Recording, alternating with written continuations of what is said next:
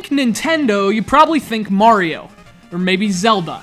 Or if you have really good taste, maybe Metroid. The point is, you probably don't think Kirby, and that's a real shame because over the last few years, this painfully adorable platforming franchise has gone through a kind of resurgence thanks to some new ideas and some fresh, innovative thinking. There was Kirby Canvas Curse, which is still one of the most effective uses of touch on the Nintendo DS. There was Kirby's Epic Yarn, a title that merged gameplay and graphics like very few games ever have. There's a new Kirby on the way, there's a rumored Epic Yarn sequel slated for the Wii U. Kirby's dining like a champ these days, but this was his first course. It's the one and only Kirby's Dream Land. And this game is delicious!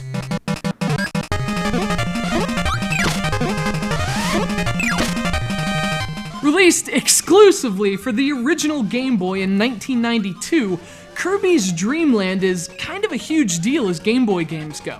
It was designed by Masahiro Sakurai, a young developer who has since made quite a name for himself. He's the guy behind Super Smash Bros. And Kid Icarus Uprising, and of course the creator of Nintendo's most pleasant pink puffball.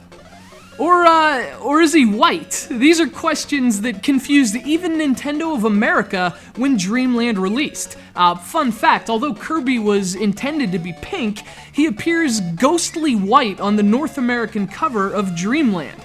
And to be fair, I mean, black and white graphics can be pretty confusing.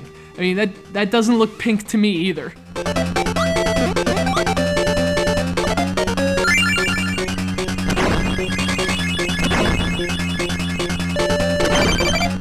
So obviously, Kirby's Dream Land is a 2D platform game, a pretty common genre for games released prior to the 3D revolution.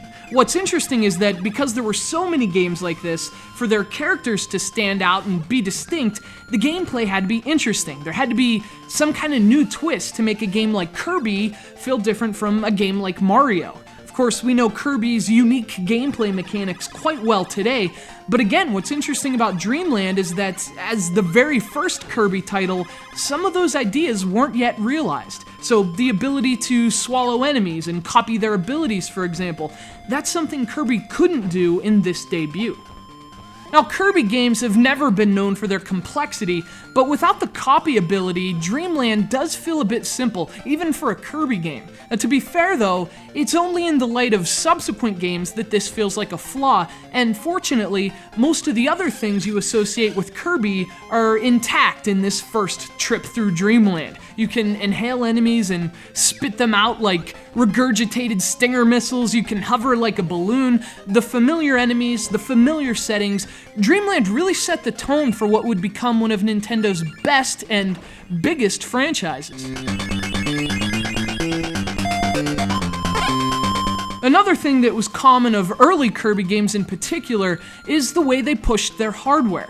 This game looks fantastic on the old Game Boy hardware. There's this kind of surreal quality to Kirby's design and his world, and even though they're black and white, these graphics and sprites convey that incredibly well. We've picked just a few of the console's most important and significant titles to go over for Game Boy Week, and none of them are more so than this one. It does feel a bit simple compared to the games that would follow it, but it still plays very well. It has an undeniably important place in Nintendo history as the game that introduced us to Kirby, and it has all the polish you'd expect from a key Nintendo franchise. It's Kirby's Dream Land, a Game Boy game that, despite what you see on the screen, you won't want to spit up.